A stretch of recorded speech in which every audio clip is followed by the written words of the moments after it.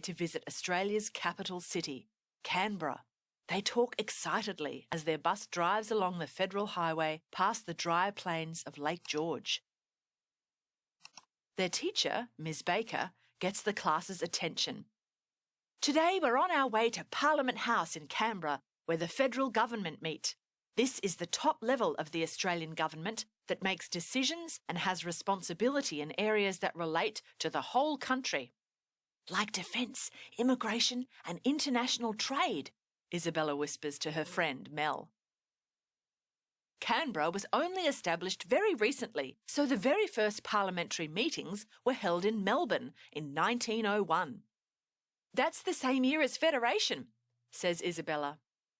Yes, Ms. Baker smiles. When Australia federated in 1901, Australia became a constitutional monarchy. This means that our system of government and the government's rules and responsibilities are set out in a book called the Constitution, and our head of state is Britain's monarch, the Queen, whose leadership responsibilities are also set out in the Constitution. Since Queen Elizabeth is already acting as Britain's head of state, Australia's head of state is a representative of the Queen, called the Governor-General. When Federation occurred, Australia created a democratic system for our entire nation. Democracy means that the people have the power over who will rule them. This means that every adult in the nation gets to vote on a government to represent and make decisions for them. When Australia federated, we took ideas about how our democracy should work from America's and Britain's system of government.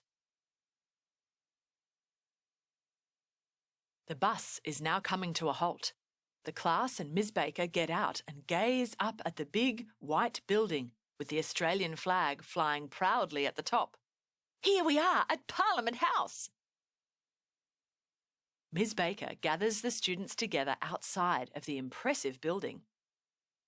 Like the democracies in the US and Britain, our system of democracy can be broken into 3 different sections: the Parliament and the Executive, which are both part of our government, and the Judiciary, who are judges in the courts of law. The Parliament is also known as the legislature and has the power to make or change the law, and then the Executive puts these laws into action.